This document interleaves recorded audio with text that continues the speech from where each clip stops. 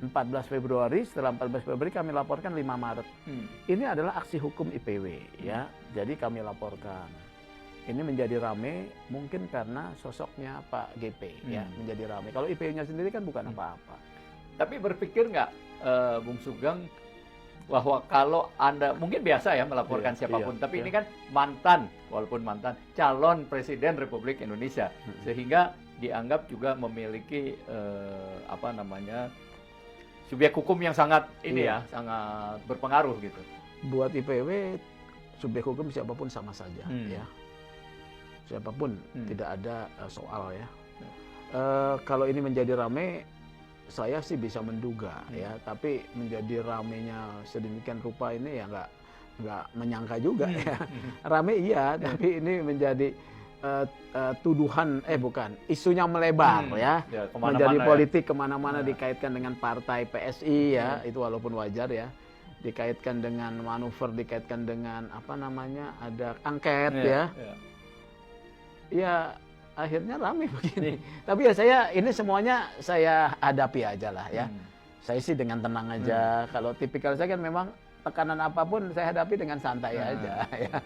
Ya, gitu. Nah kan sebelum Pilpres nih, waktu mau bilang, ada Fahri Hamzah kan pernah bilang, pokoknya setelah Pilpres pasti ada orang dilaporkan dan akan jadi tersangka gitu. Nah, orang tentu mengkait-kaitkan. Nah, betul kan tuh katanya ada kan Sugeng tuh laporin katanya. Ada korelasinya. Ada korelasi yang kuat. Nah, inilah saya justru baru ngeh ya. Baru ngeh itu ketika ada pertanyaan di wartawan begitu kemarin-kemarin nih. Ini kan kita laporkan kan hari Selasa ya. Ini kan hari Jumat ya. Fahri ngomong, saya sebelumnya betul tidak tahu kalau Fahri ada ngomong seperti itu ya. Itu kalau dalam teori gatuk matuk ya, kata orang Jawa gatuk matuk ya bisa saja ya. Dikait-kaitkan dan orang sah untuk mengkaitkan, tidak bisa ditahan ya karena ada satu ucapan dan tindakan aksi hukum. Jadi itu sah saja ya. Tapi kalau dikatakan apakah ada korelasi dengan Fahri, tidak ada. Ya, tidak ada. Saya tidak pernah berkomunikasi pribadi dengan Fahri Hamzah kecuali ketemu dalam forum-forum diskusi publik gitu.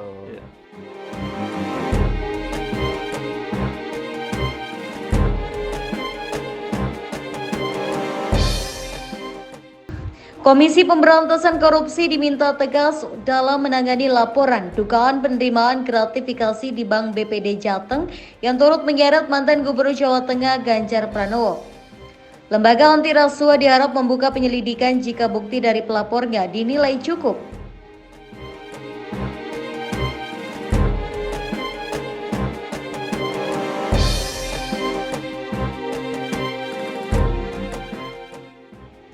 Boyamin yakin laporan terkait penerimaan gratifikasi yang menyeret Ganjar disertai bukti yang cukup sebab dia mengenal baik pelapornya.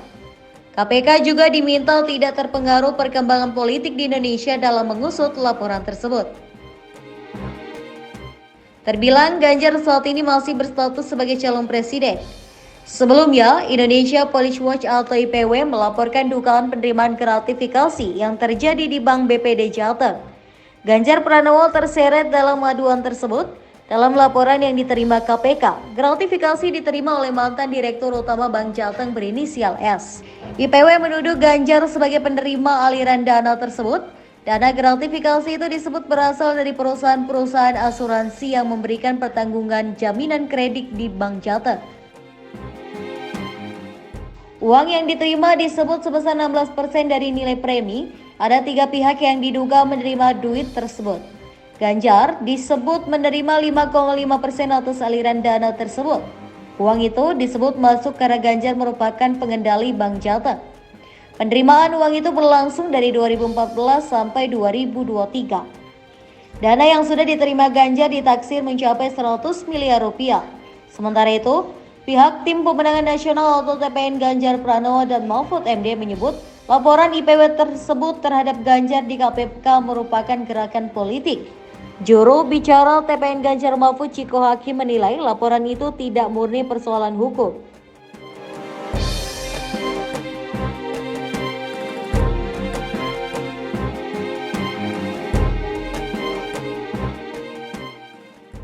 Ia menduga gerakan itu menunjukkan tindakan pihak-pihak yang tidak menyukai Ganjar.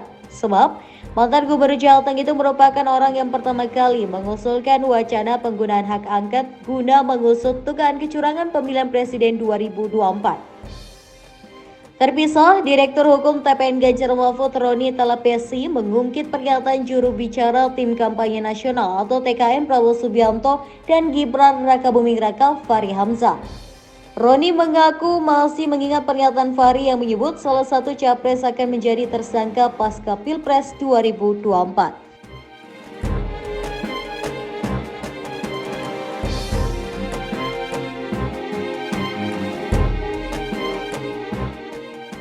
Serahkan sajalah kepada proses hukum itu ya.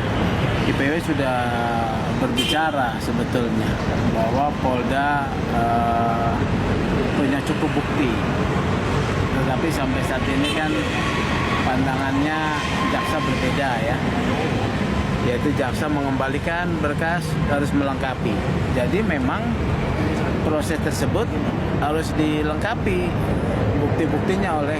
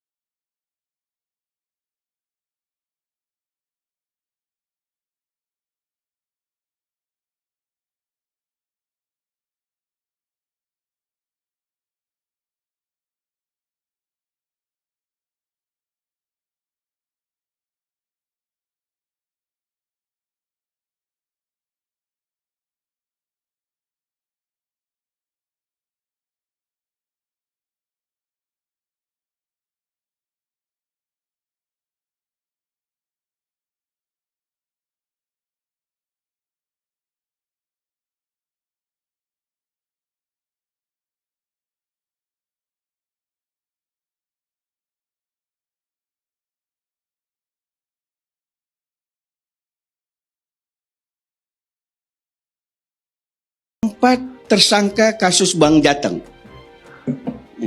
Di mana tanggung jawab gubernur? 4 tersangka kasus Bank Jateng yang dugaan kerugian negaranya 235 miliar. Nanti kalau rapat dengan Jaksa Agung saya juga akan tanyakan itu.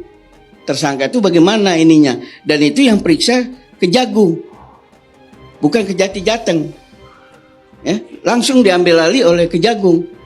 Nah, itu yang kita harus lihat. Nah, soal-soal seperti itulah yang harus kita sampaikan. Saya berharap kita ini jangan salah mencari pemimpin. Ya.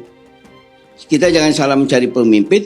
Kita pilih pemimpin yang rekam jejaknya bisa kita ketahui. Ini kan era digital. Jadi rekam jejaknya bisa kita ketahui. Justru karena era digital. Ya, sebentar. Kan itu, nah nanti silakan dijawab satu persatu.